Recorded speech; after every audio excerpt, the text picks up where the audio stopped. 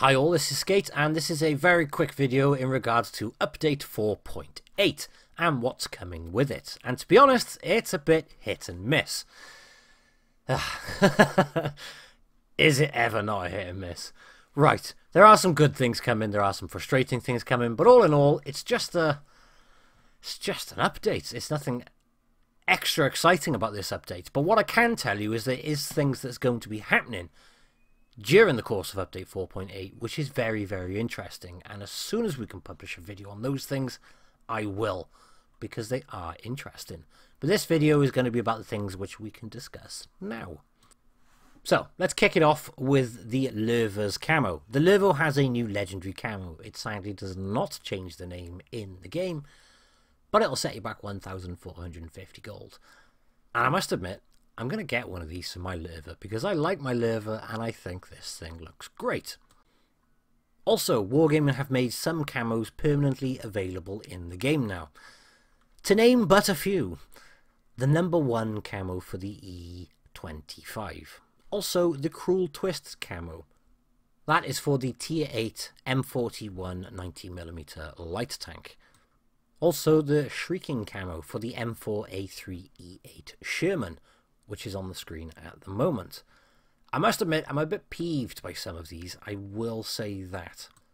And the reason being is because when these camos came out, they were implied that they would be one-time type things, or they would be special occasion camos, like the Cruel Twist. If you bought the Cruel Twist camo, i.e. the Twist the Cup camo, you paid quite a bit for that extra camo. And now it's for sale for just 1,590 gold. And the same with the E25-1 camo. It's just 1,070 gold. On the screen I have listed all the legendary camos which will now permanently be available in the game for you to purchase, including Liberty for the AMX CDC, Burling camo for Cromwell B, Burling for the IS-2, Ice Claw for the SU-76I, Dragon for the Type 62, Dedicated Warrior for the KV-1, obviously Cruel Twist we've mentioned, Bear, and the oh-so-ugly Warrior for the T-34. I will say to date, I have not seen one person with that camo on their tank in-game. Ever. Probably because it's really ugly, but I haven't seen one person. Moving on swiftly, there has been a buff to pretty much this entire line from Tier 6 upwards, but you'll notice the E25 is tucked up in the corner. That's to hide something. Kinda gives it away because there's always only one thing which is in the corner of the garage in Blitz. But that'll be revealed in literally like a day or so. And no, it's not the T44-100 event, that's below it. Right. French Lightline has been buffed in terms of ammo carrying capacity. We're looking at the Batchat at the moment, and it can now carry much more ammunition. Previously it could only carry 30, now it can carry 48.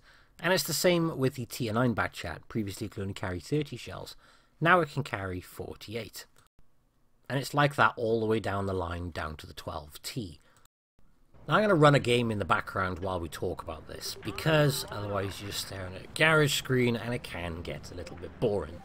This is an old game in the AMX 12, no, it's not an AMX 12, it's an AMX Batchat 25T AP. This is the Tier 9.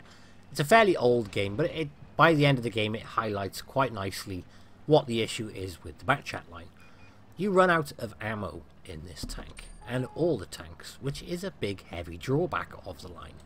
And although I think this replay is a few months old, it hasn't been on the channel, so at least it's something different, and I think it is a pretty good game anyway.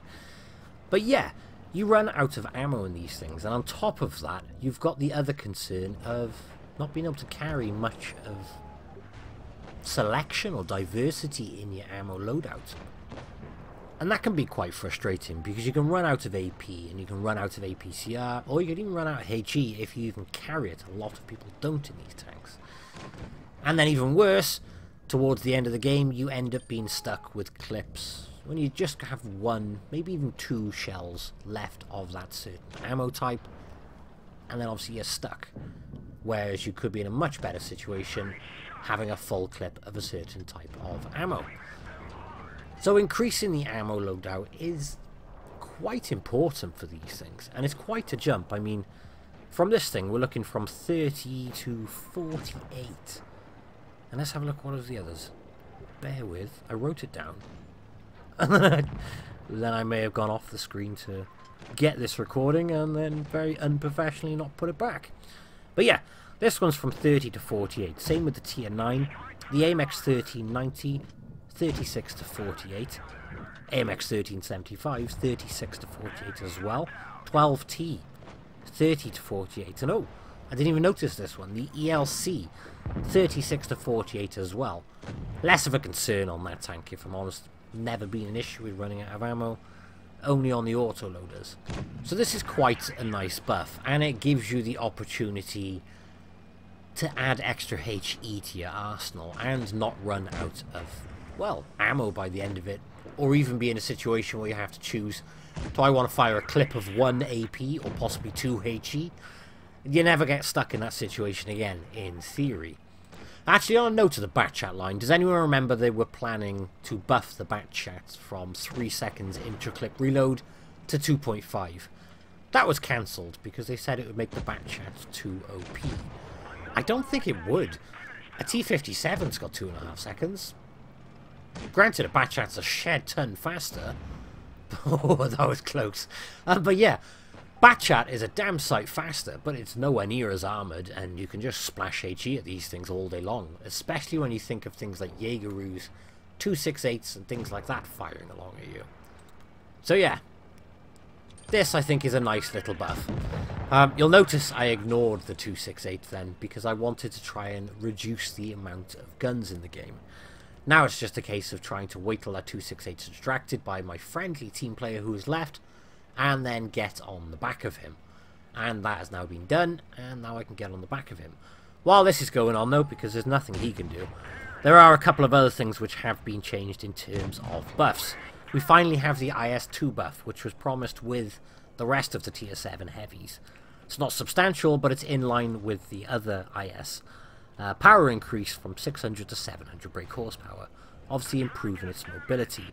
On top of that, stabilization on the move and on traverse has been decreased from 0.24 to 0.22. This is on turret traverse, by the way. And then finally, the Borsig has received a buff. That's the Tier 8 Rheinmetall Borsig Waffenträger. Gun depression on the 15cm gun has gone from a god-awful 3 degrees to a still pretty awful 5 degrees, but still considerably better than 3 degrees. For a lot of Borsig drivers, that is a welcome buff. Purely because you can't get that gun anywhere. Also, just to touch very quickly on this, there is a lot of deleted modules in this update. Bit disappointing if you ask me. The Panther has now lost its nice, big, tasty 10.5, which a lot of people didn't use, but it was funny. And occasionally it was fun to play with it. So for me, I'm a bit gutted to lose the 10.5 on a couple of tanks like the Panther. If you just wanted to laugh, you could play something like that. Removing them, a bit disappointing. I'll put a link in the video description with a list of all the ones which have had guns deleted from them.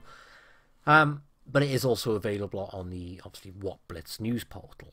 On top of that, just to make everybody aware who's had a look and tried to calculate it very quickly, if you don't care what's been removed and you just want to know how much free XP you'll get back, if you have researched every single tank, you're going to get 46,820 free XP back. Not a great deal, all things considered, because guns which have been removed have either been swapped out or left on another tank somewhere, which means you don't get the free XP. Aside from that, there are still more changes. One of which is you can now select Supremacy battles permanently instead of Encounter. As it stands, we had the option to turn Supremacy off. Now you pretty much have the option to turn either off. So I'll put my little non-disclosure E25 in the corner, and when you click the drop-down button on the battle, now you have regular battle or rating battle, and at the bottom you see the 2 tick boxes, Encounter battle and Supremacy battles.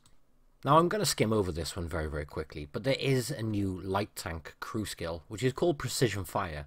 Basically, if you land 3 shots in a row and cause damage, I didn't say penetrate, cause damage with those 3 shots, Each time you level up, you increase the chance of doing a maximum damage roll up to 30%.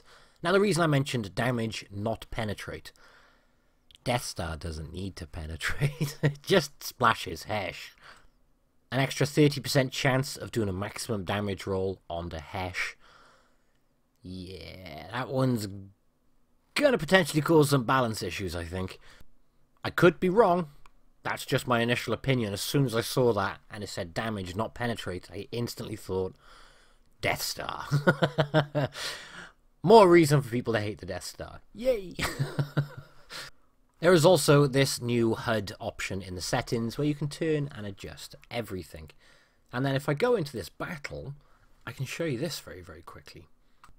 So you've got all the usual options. You've got your head-up display, your new HUD one, which you can change many, many things. But then here, in other, battle chat, you've got the option for team and general, which is to show everything, only team, which only shows team, or disable, which means disable all chat entirely. Some would say that's a good thing, some would say it's a bad thing. I don't know. I quite like the idea, but also I don't want people thinking I'm ignorant, so we'd have to wait and see how that one pans out. And that's pretty much 4.8 in a nutshell, guys. I've skimmed over a few bits there, otherwise this video would be very lengthy and even more dreary, just covering bits and pieces here and there. Oh, actually they've banned every single mod, whether it be visual, audio, just everything is banned. Now, I've never used any of the mods purely because I am on Apple, and we all know how many reach arounds you have to do to change something on an Apple device. That being said, I know a lot of you guys are very gutted, especially the ones on Android, who did like to do mods which didn't impact and class as cheating. But sadly, there's always that percentage that spoils it for everybody else, who do cheat. Which means the way of addressing it is by putting a blanket ban on any sort of alteration to the game client, which sadly has made a fair few people suffer, but that is sadly down to the fault of that small percentage who did like cheating. Anyway, that's it for this video. Thank you all for watching, and I will catch you in the next one. Bye bye.